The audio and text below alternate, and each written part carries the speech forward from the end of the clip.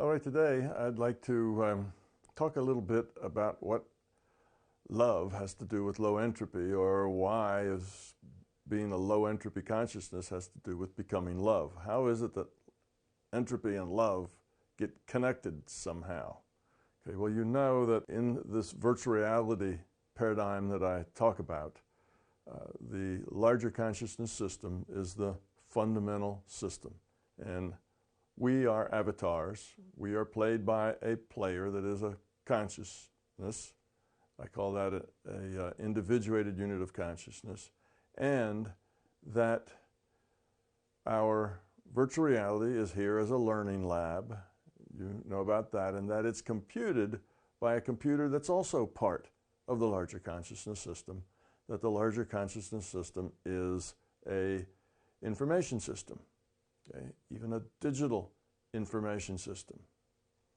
Now, digital information systems want or need or exist because they have information.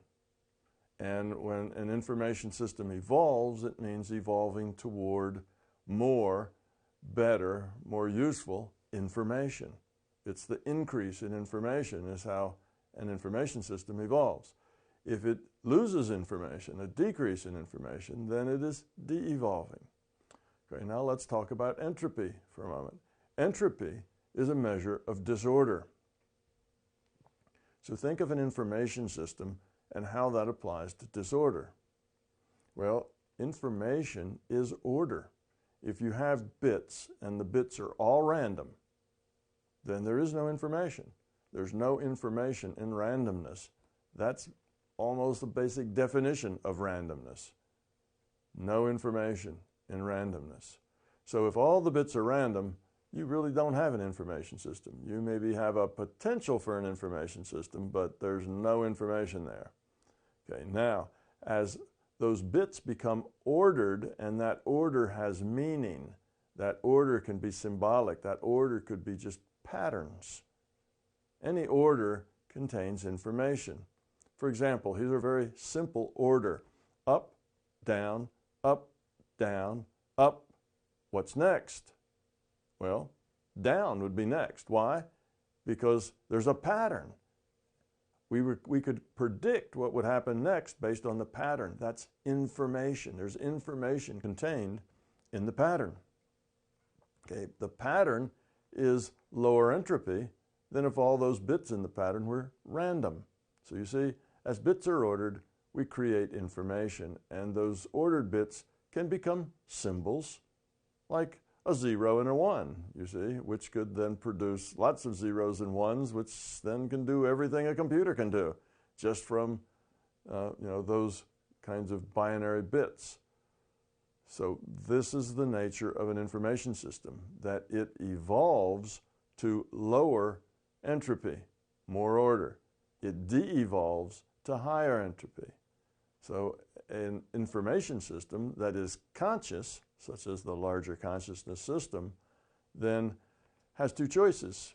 It can evolve and grow and become more, creating more information, or it can de-evolve, have less information, less significance, and eventually, if that continues, die, end up with no information at all. So if you were a conscious, aware information system, what would you be doing? You would be trying to lower your entropy. Now, one of the things that consciousness was able to do to create more opportunities to lower entropy was that it broke itself into pieces so that it could interact with free will with those pieces. So all the pieces could interact, and the system could interact as well with all the pieces. Now, this created a lot of new possibilities. Possibilities of interaction with other free will units. Who knows what they're going to do, right? They have free will. How they might interact, how they may connect with each other, what they might do is unknown. That creates a lot more potential for growth, a bigger potential for order, you see? So this is a strategy to help the system evolve by lowering its entropy, give it more opportunity, more places that it can organize, more degrees of freedom with which it can organize. Okay, now, of course, in biology, we did the same thing. You see, things become more survivable as they become more flexible, and they become more flexible as they become more complex. So when those single-celled critters became multi-celled critters, they lowered their entropy. They were now more complex as multi-celled things, more order, more structure, you see. So actually, evolution in biology is also based on entropy. The lower the entropy, and entropy, of course, is defined within a system. The lower the entropy, the more you evolve. The more complexity you have, the more capability you have, the more flexibility you have, the more you can do, the more you can understand, the more choices, the more degrees of freedom you have. So, the larger consciousness system did this, and it created all of these individuated units of consciousness, all with free will, that interacted with each other. What they created was a social system. A social system is a bunch of free-willed units of consciousness that interact with each other. Now, in this interaction, there were ways that this interaction could take place that lowered entropy, and ways that could take place to raise entropy. There were two different paths here that you could go on. As it turns out, the path that lowers entropy is a path where these entities cooperate, care about each other, and focus on how they can be of service rather than what can they get. So let's imagine two sets of, an experiment where we have two sets. And we're going to see the difference between these two sets. One is, let's say we have 100,000 individuated units of consciousness, and that'll be set one. And in this set, there will be a certain amount of resources, a certain amount of capability, a certain amount of space, and then we'll have another set that's a duplicate of that. The same amount of ability, capability, space, resources, everything's exactly the same in the second set, except we're going to have two different attitudes in each one of these sets. Okay? In the first attitude, we are going to have a cooperative, caring attitude. Okay? In this set, if somebody invents something or comes up with a really good idea, they share it with everybody else. If somebody is unhappy about what's going on, well, everybody tries to get together to make them happy, to rearrange things such that they can contribute better or be happier in what they're doing. So it's about other, primarily. And let this set go. Just let it evolve however it evolves, and we'll come back and look at it, say, 100 years later, and see just what we have evolved there. We're going to take another set, the other set, and it's going to be, instead of love-based, like the first set, it's going to be fear-based. When you have fear, then you don't have trust. You're afraid that everybody else is going to take advantage of you. So you trust no one. And it's all about getting your needs met because you're self-centered. Fear is very self-centered. If you're fearful, it's about you. You see, that's the nature of fear, is that it's yours. You're fearful. It makes that just about you. So the fearful set won't have trust. They will each try to get as much of those resources as they can. Then they will have to hold on to them the best they can because somebody else might take it away from them. Well, they quickly learn that if they group up, they become a little more powerful. So 10 of those fearful beings together as a pack, as a group, now they're more powerful. They can go away and take stuff away from all the singles or all the doubles or triples because there are 10 of them, and they can overpower and take what they want. Well, pretty soon there's a group that's got 20. Well, then the other group has to get bigger. And what happens in the end in this group is that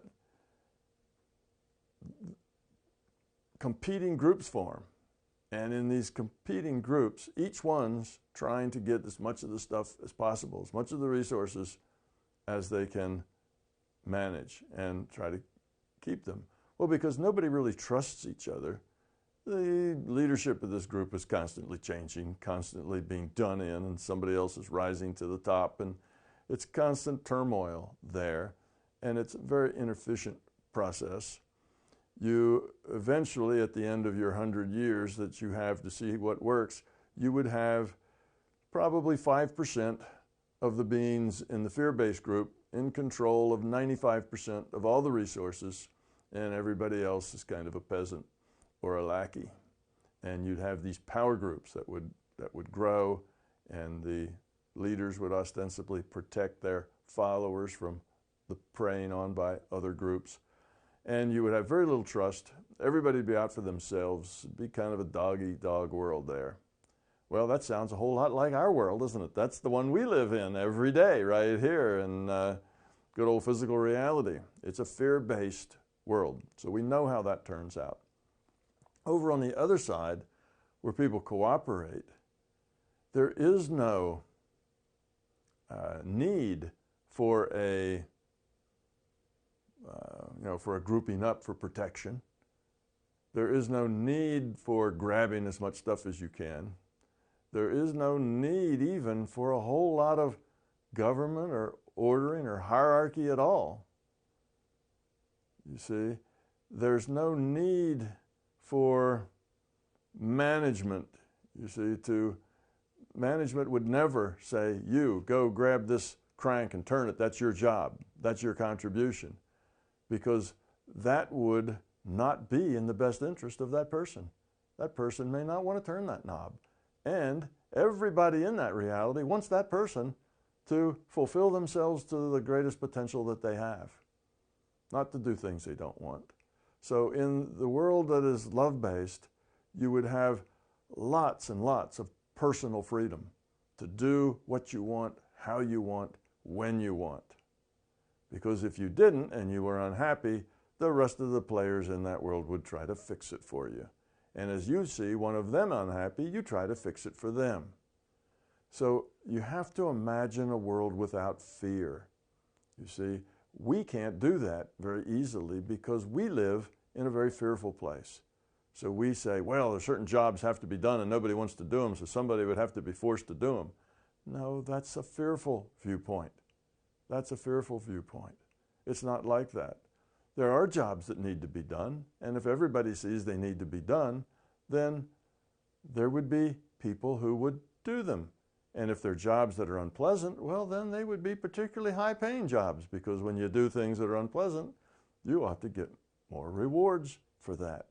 You see, there's ways to make hard jobs or not nice jobs sweeter by the way you compensate for them, by the respect you have for doing those jobs. So if taking out the trash is not a nice job, well, taking out the trash becomes high status, because the people who take it out, well, everybody says thank you. And they're kind of the big shots in the community because they take out the trash, they get the work done. So it'd just be a different kind of structure than you have now, and everything would be done in a way that it would work for everybody. So at the end of their 100 years, they would have optimized the value for every individual to the greatest extent possible. And you would have a place that would be a very wonderful place to live and work and raise your family and be a part of. The other one, well, we know what the other one's like. We live there in the fear-based thing. We know how that turns out. It turns out full of greed and nastiness and everybody trying to control everybody else. That's how that one works out. So you see, the one that is ordered, the one that is caring, the one that is love-based, that is the low entropy solution to a social system. So that's what entropy has to do with love. We are, as consciousness, pieces of a social system. And the way we lower our entropy is by becoming love, caring about other, being compassionate, having empathy. That's how you optimize a social system. That's how you optimize consciousness. That's how you create information. You create choice, you create freedom, you create opportunity. All of that is very constructive. On the other side, well, that's, like I say, that's just like us. Everything is suboptimal. Most everybody in that world is working beneath their potential. They could do more. They could be more, but they can't because they're stuck in a structure, in a hierarchy, in a position. They're a peasant, or they're, well, most of them are peasants. So that is how entropy and love get connected. Thank you.